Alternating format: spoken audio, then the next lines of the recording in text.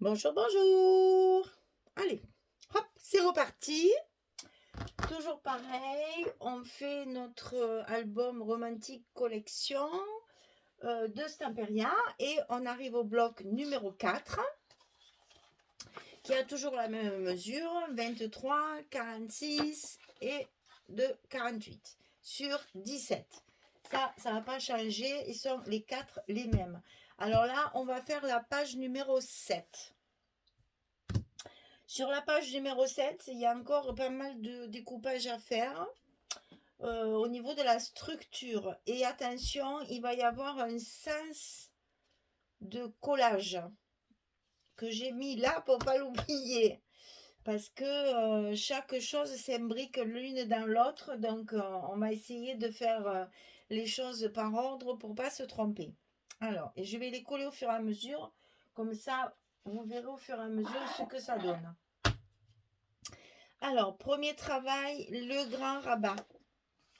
Ce grand rabat à gauche, il fait 17 cm sur 22. Attention, ce n'est pas tout à fait la même hauteur. Il faudra laisser un petit espace en haut et en bas, puisqu'ici nous avons 23. Et on arrive au quatrième bloc, les papiers commencent à être sérieusement diminués, donc j'essaye de gratter 2 ou 3 centimètres. Donc il me restait des belles images entières, donc j'ai voulu essayer d'en profiter au maximum. Donc il fait que 22. 17. Et sur le côté 17, on va plier à 14, puis à 15. On a toujours pareil, un joli gousset d'1 centimètre. Donc ça, on va le coller à gauche de notre bloc, sachant qu'il y a un demi-centimètre en haut et en bas du bloc pour le centrer sur l'enveloppe. Donc on commence par ça.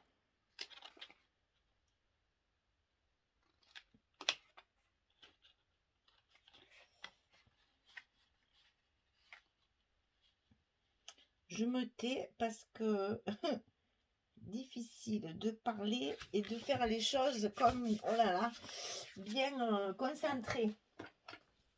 Alors ça, c'est fait. Ensuite, sur ce rabat, vous allez voir, c'est pareil de l'autre côté. C'est pour ça que je l'ai décomposé, pour qu'on puisse bien comprendre comment il faut faire.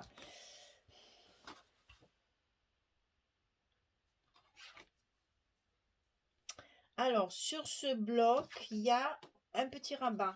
Mais il y a une pochette aussi. Alors, on va commencer par la pochette, parce que sinon, je suis en train de calculer au fur et à mesure que je vous le fais. Parce que justement, voilà, que je ne me trompe pas, il y en a une qui va être collée ici. Il y en a une qui... Voilà, c'est ça. Voilà. Que je ne me trompe pas parce que sinon... Alors, la petite pochette ici, elle fait 18 cm sur 4,5. Et sur le côté 18, on plie à 2 et on plie à 16. Pour toujours pareil, faire nos petites languettes pour coller notre pochette. Si je vous le... Comment vous dire? Si je vous le colle dans un certain sens, c'est qu'il faut le coller comme ça. Sinon, après, vous risquez d'oublier un truc. Enfin, une fois que c'est collé, après, il vaut mieux le faire dans cet ordre-là. Parce que comme ça, on est sûr de ne pas se tromper. Parce que moi qui suis un peu tête en l'air, c'est pareil. Je fais les choses, puis après, je me trompe quand je les monte. Donc, j'essaye de faire les choses dans l'ordre pour être sûr de ne pas me tromper. Voilà pour la pochette. Alors, sur ce rabat, on va coller une cascade comme ceci, un petit rabat comme ceci. Alors là, c'est pareil, essayez de le centrer entre là et la pochette. Vous voyez qu'il y a le même espace entre la cascade et le bord de la page et la cascade et la pochette. On a à peu près 5-6 mm de chaque côté. Essayez de bien le centrer pour que ce soit plus joli. Parce que ici dedans, évidemment, il y a une pochette, donc il y a forcément une carte. La carte va tenir notre cascade fermée. Pour pas que ça s'ouvre. Hein. Donc pensez bien à la cintrée pour comme on ait la place de glisser la carte dessous qui va dans la pochette.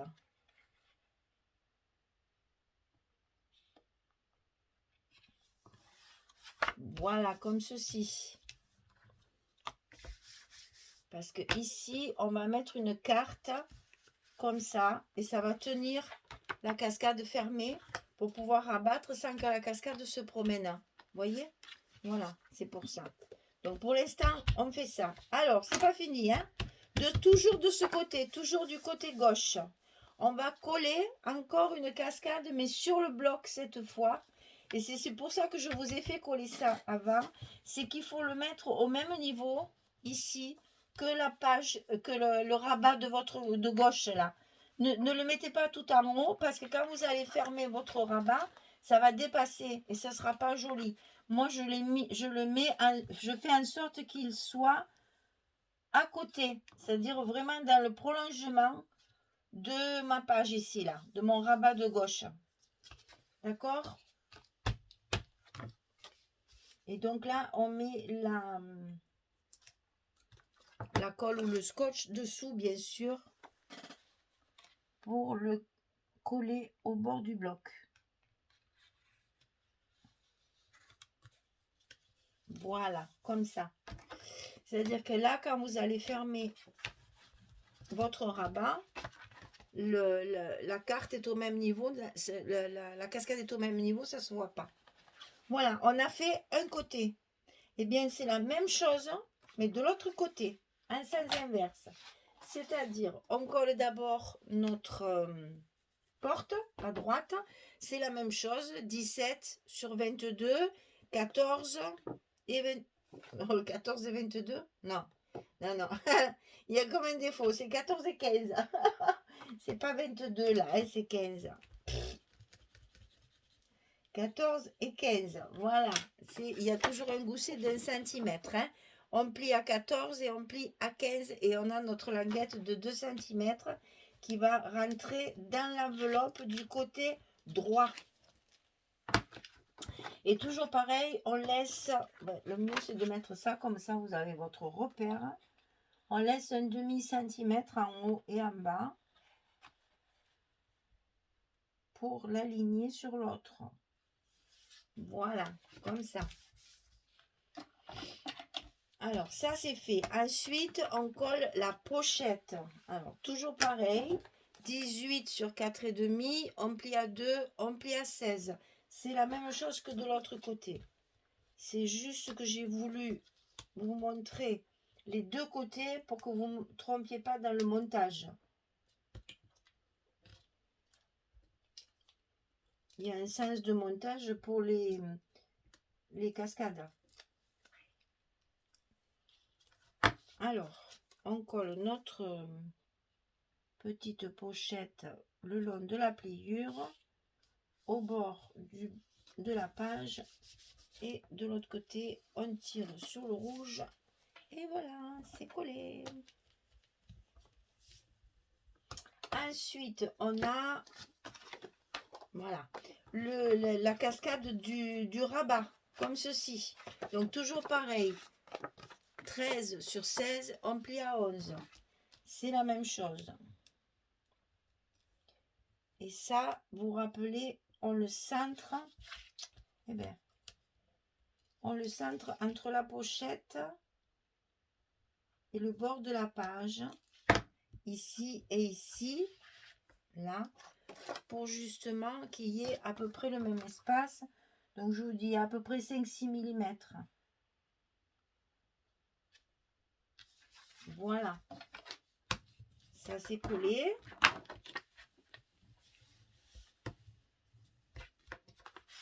Et ensuite, il nous reste à mettre celle qui est ici,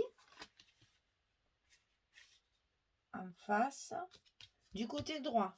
Donc, toujours pareil, 13 cm sur 16, on plie à 11. Et on la colle au bord à droite, en face de l'autre si possible. Pour que ça vienne bien en face. Il vaut mieux que ce soit aligné à celle-ci qu'à celle-ci. Si vous avez un petit décalage entre... Surtout moi, j'ai pas fait de marque. Hein, donc, si vous avez un petit décalage dans ces deux pages-là, ces deux-là ne seront pas en face. Ça sera dommage. Donc, alignez-les bien l'une sur l'autre. Il vaut mieux que ce soit aligné là que là. Voilà. Donc, on revient à la fermeture. On ferme, on ferme, on ferme. On ferme, parce qu'il y a les cartes aussi là. Et on ferme. Alors évidemment, j'ai pas mis le bon, ça c'est classique. Voilà comment ça va s'articuler quand ce sera fini. Alors évidemment, chaque fois, nos plis, il faut les refaire parce que, surtout moi, je les stocke à plat dans des pochettes le temps que je fasse tout l'album. Et après, mes petits goussets, ils seront un peu fragilisés. Donc, il faut bien les refaire. Alors, je recommence. Là, on ferme, on ferme. Ici, il y a une carte qui est... Vous voyez comme ça ne tient pas, c'est pour ça que j'ai rajouté la pochette. Donc, je ferme à droite et je viens fermer ma gauche. Et vous voyez que ça va tomber sur la pochette et sur la carte.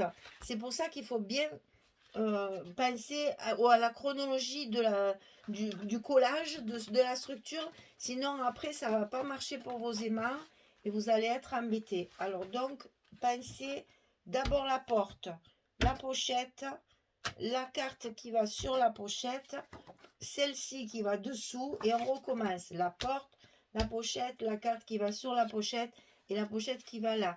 Et comme ça, après, pour fermer, c'est plus facile. Et au moins, on a tout dans le bon sens et nos aimants seront collés au bon endroit. Bon, moi, j'en ai mis 3, toujours aussi généreuse dans les aimants. Ça ne change pas. Toujours peur que ça ne tienne pas. Donc, je fais toujours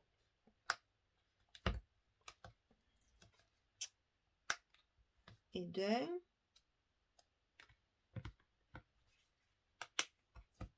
Et de 2. Et de 3. Alors, donc, il y en a 2 qui vont se coller sur la carte ici. Et il y en a un qui va se coller sur la pochette.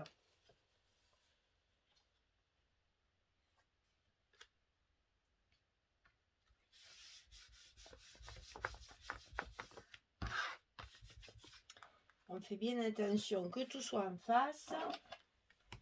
Et après, on consolide un petit peu notre scotch et notre aimant pour que tout tienne bien. Voilà.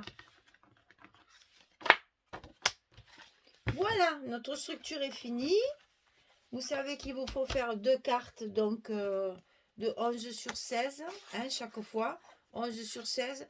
Vous en faites 2, une pour ici, une pour ici. Voilà, je vous ai tout dit, il n'y a plus qu'à. Donc, je colle mes papiers. Et je reviens vers vous pour vous montrer ce que ça donne une fois que c'est recouvert. On se rend mieux compte de comment ça se passe. Hein? Donc, je reviens. Allez, à tout de suite. Me revoilà. Alors, la page numéro 7 est collée.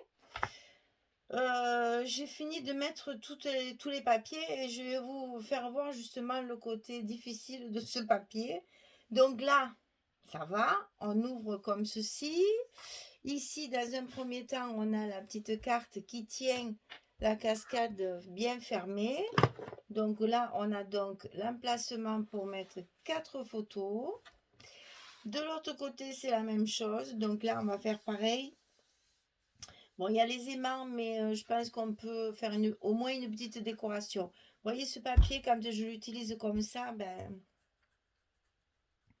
c'est un peu nu, quoi. Alors, peut-être une dentelle ou une petite décoration. Je vais faire quelque chose. On ne peut pas mettre d'épaisseur parce que c'est là qu'il y a les aimants de fermeture.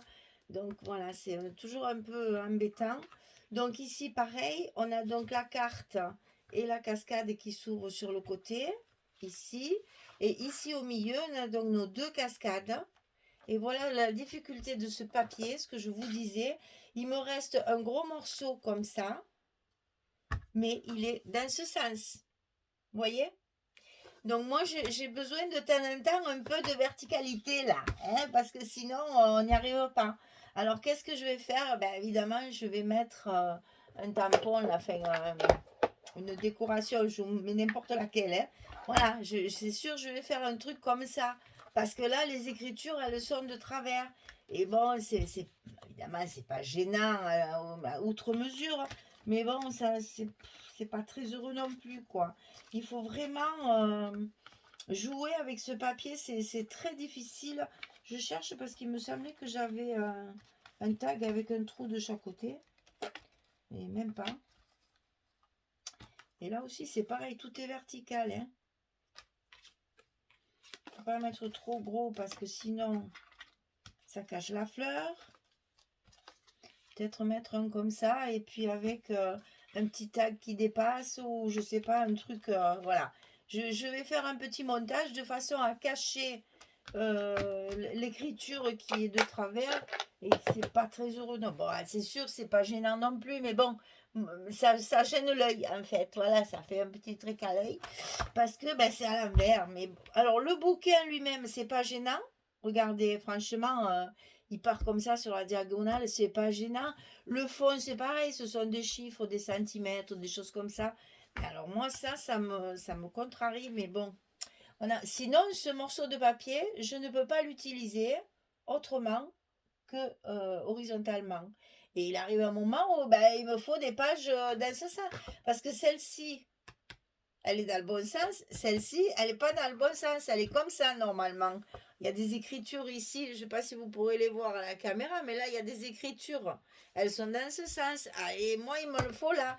Je reconnais que oui, j'ai galéré à ce niveau-là parce que il n'y a aucune impression qui est verticale. Tout est horizontal. Alors c'est vrai que ben, au bout d'un moment, j'ai plus de papier quoi. Donc il faut composer, il faut faire avec. Vous voyez, ben là je vais cacher ça. Peut-être que vous ça vous gêne, peut-être qu'il y en a ça gêne pas. Hein. Moi ça me gêne parce que c'est tout, il faut se tourner la tête là, c'est un peu dommage. Mais je vais mettre quelque chose, mais bon voilà, c'est un peu embêtant à cause de ça. C'est très très difficile de trouver un compromis pour arriver à avoir les papiers toujours. Alors, vous voyez là, il y a un petit bout qui dépasse, un petit bout qui dépasse. Ça change un peu, ça fait un peu plus, un peu moins carré, on va dire. Voilà. Alors, donc ici, combien de photos? Il y en a encore là. Hein. Alors, 2, 3, hein, voilà, vous voyez ce que je veux dire? Donc, 3 et 3, 6, 7, 8, 9, 10. Là, on ne peut pas. Donc, encore une dizaine de photos sur la page. Vous voyez que chaque fois, sur les pages recto, il y a à peu près une dizaine et de ce côté, 8. Donc, vous faites le compte. Si on arrive à mettre 18 photos par bloc, 4 blocs, je vous laisse calculer, c'est trop compliqué. Il faudrait que je vais dire des bêtises, alors au lieu de dire des bêtises, je préfère rien dire. Donc, vous voyez un peu plus les couvertures, ça nous fait quand même un petit album quand même qui n'est pas si petit que ça. Parce que, à mon avis, on doit voisiner les 70-80 quand même, à peu près. Hein. Donc, c'est quand même déjà, pourtant, il n'est pas très grand. Hein, 17 sur 23, c'est pas très grand. Et finalement, on arrive quand même à mettre pas mal de photos. Voilà, donc ça, c'était notre bloc numéro 4 et la page numéro 7. On l'a terminé. Eh bien, je vous donne rendez-vous pour la page numéro 8. Et puis après, après c'est de la déco, c'est coller les blocs, faire la couverture et puis présentation finale pour se délecter de ce joli papier parce qu'il est vraiment très joli. Bon, il est inquiétant à travailler, mais c'est doux, c'est reposant, voilà, c'est zen. C'est très zen comme couleur, c'est couleur pastel et tout. J'avoue que c'est très reposant comme papier. Bon, eh bien, je vous dis bonne journée, bonne soirée, et puis à très très bientôt pour la suite. Au revoir tout le monde.